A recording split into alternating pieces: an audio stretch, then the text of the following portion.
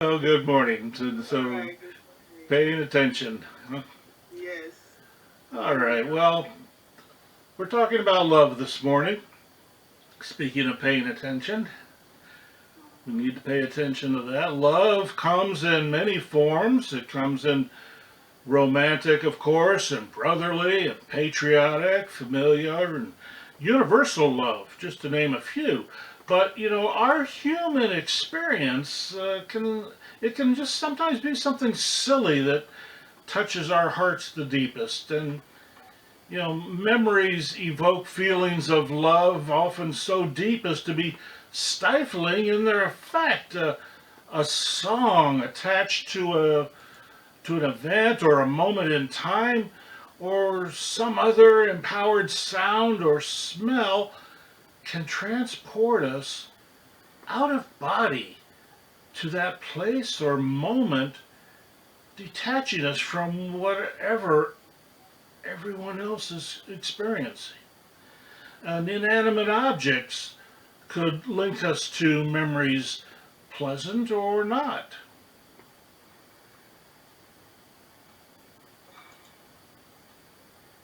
Now, we buy souvenirs like snow globes to remember and keep evidentiary artifacts so we never forget. We empower these things, but like spirit, they have no memory themselves. The feeling we implant is real only to us.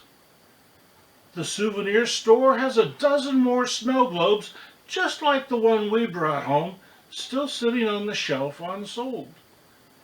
They are neither lonely nor sad, bored, or disappointed.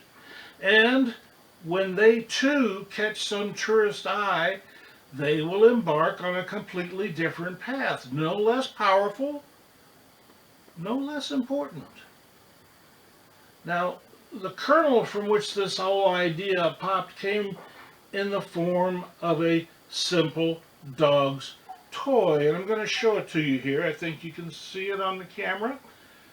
And it's old. It's been sewn up, had a lot of love, and you can buy it at almost any pet store. And yet, at the moment in question, the moment that struck my heart, this silly little toy was a dagger plunging into my soul. You see, this toy was a favorite of our little puppy who ran off and disappeared without a trace.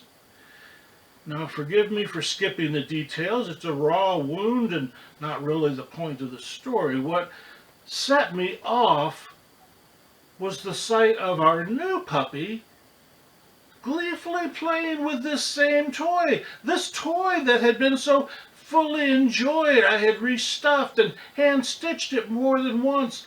And here was this new puppy playing with it, totally unaware of its impact on me.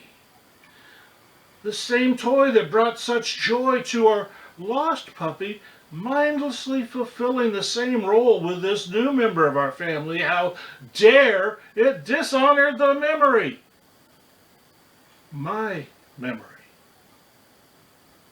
The toy has no memory of love, no memory at all. It simply exists to be played with. Who or how is immaterial. Just play with me. In that moment, the penny dropped. Spirit, too, exists just to be played with. Spirit has no memory. Spirit does not know or care who played with it last. Just play with me. Just let this love flow through our experience now.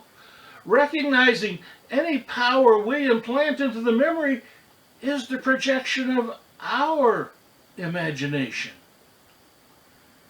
We view memories through filters we install ourselves. The snow globe brings a smile because we bought it to remember the good time we were having. Stained and Faded photos and artifacts from desperate times may conjure feelings of guilt or sadness, memories of fallen friends or distant family. And strangely, even these sad memories are tainted with wry smiles. Remembering the time that person played the fool or got one over on us to everyone else's amusement. Spirit allows us these varied and vicious ranges of reactions, a consequence of our having freedom of choice. Spirit has no memory of love, just the now of love. Spirit does not love us now because it loved us before, nor is it loving us now so we will love it in the future. Spirit just loves, and we get to choose. Do we focus on the joy and beauty found in our memories and our nows, or do we energize the negatives, hide from the light, and seek joy in our misery? Spirit provides regardless of our choice. When we seek joy through our misery, the loving Spirit provides misery piled high. Holmes writes in the Science of Mind text, the subjective mind is the seat of memory and contains the remembrance of everything that has ever happened to the outer person. Holmes goes on to say the subjective mind also houses what we now call the common consciousness, the repository of all human experiences from the beginning of time. And it is that little nugget on which hangs so much of our earthly distress. In doing our work, our meditations, our treatments, and other self-help studies, we often focus on our own reactions to outside events. We say the world is going to hell in a handbasket, but I'm okay, I am calm, I am loving, I am caring, I am at one with the universe, I am spirit, I am. We teach ourselves to remain in the now, sidestepping the tendency to dive headfirst into the muck and mire of the drama unfolding around us. We consciously rise above the chaos. We hold the high watch. But all the while still accepting that the world is going to hell in a handbasket, the subjective belief held over from the common consciousness. Now, I can watch our new puppy Sugar play with the toy so loved by the lost cookie that we know the toy does not care, but there is that subjective memory telling me the toy and all its joy belong to Cookie, and it's just not right.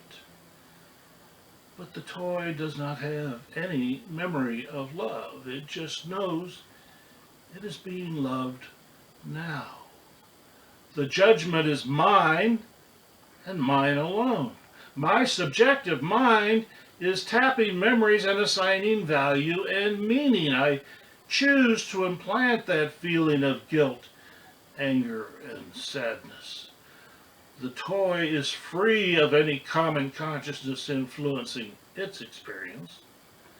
Spirit just knows we are playing with it now, and there's no past or future to be considered. We use our conscious mind to direct our thoughts and successfully manage our daily challenges most of the time, but still we wonder, why are there so many challenges? How is it so difficult for everyone else to see what we see, to understand how the universe works?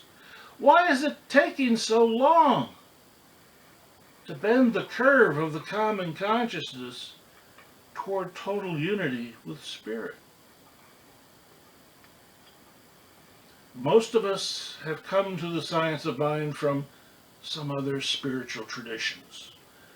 How long has it taken you to recognize the change in your thinking? Are you now perfect in every way? If so, what's your secret? Because I'd really like to know. Have you ever caught yourself backsliding, perhaps begging forgiveness, bargaining with your God, or lashing out in anger or despair, feeling you've been betrayed? And we are the ones training our conscious minds to speak truth to power, to tell Spirit directly what it is we expect without running our thoughts through subjective filters contaminated with common consciousness dogma. Those immersed in other traditions are generally inclined to stay there, going along to get along. Any of us who abandon other traditions did so by inspiration, a realization that it takes a lot of loopholes in logic to accept some of those ideologies, or we came here by way of desperation, an event or series of events so disheartening we realized one more step in the current direction would be one too many. So we changed directions. Hindsight forces us to ask, what took so long? Freed from repressive thinking, we are back to the question, why do others not see this truth? Simply put, we are distracted. The common consciousness has filled us with expectations that tend to keep us busy. It is tragic to realize that on this earth in this time, people are still living at all levels of expectation. Our progress is not linear. One generation is not necessarily better off than the one preceding it. There are communities today where just finding their next meal fills an entire day.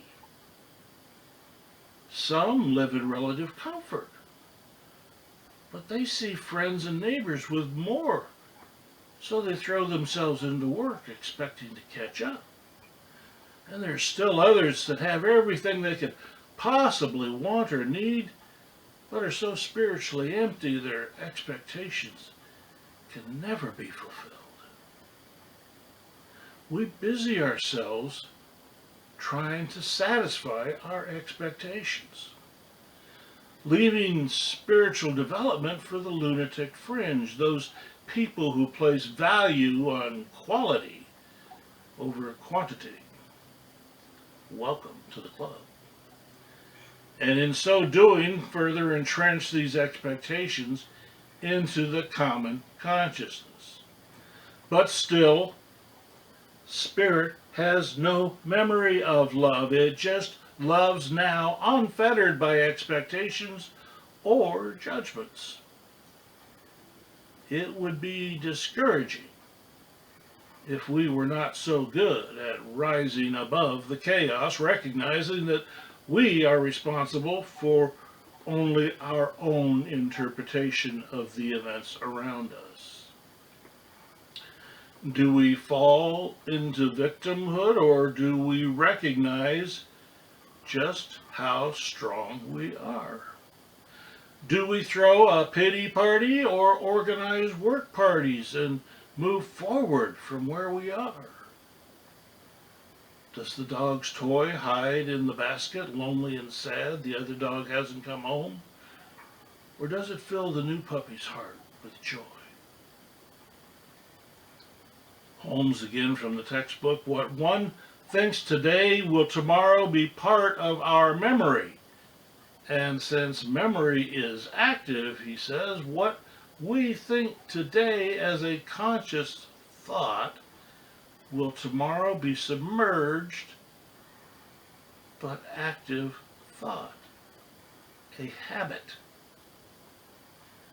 But memory can be tricky. It can fade over time. It can be distorted and contaminated. Eyewitnesses often disagree with each other's accounts of events. Our habits can form from flawed data.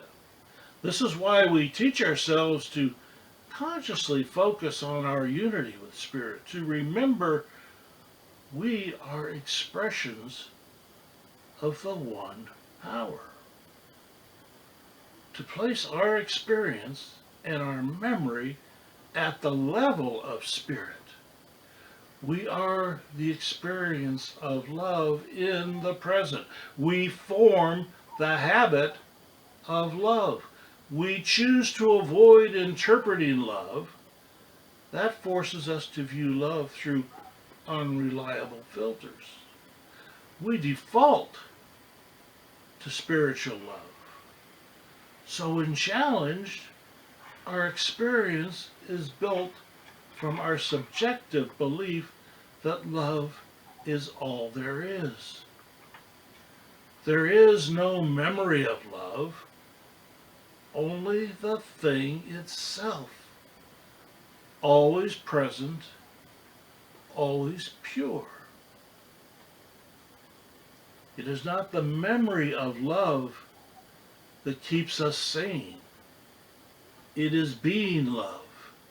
It is being in the moment, always filled with love. I recently had the experience of chairing a meeting at a condominium association where a large amount of money was being spent. Needless to say, the homeowners were not happy.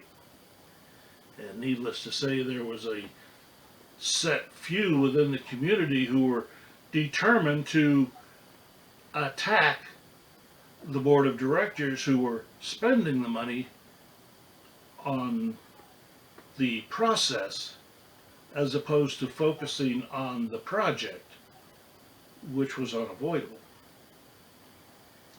Afterwards, people came up to me and said, "How did you keep your cool?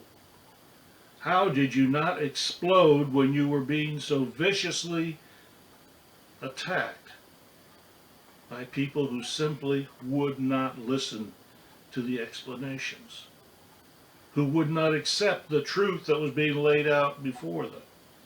How did you manage to simply acknowledge and move forward?" And I fell back in those moments on what my teachers always told me, and I embraced in my heart and remembered: what other people think of me is none of my business. Just stay in the love. Stay in the now of loving everything, every person going on around me.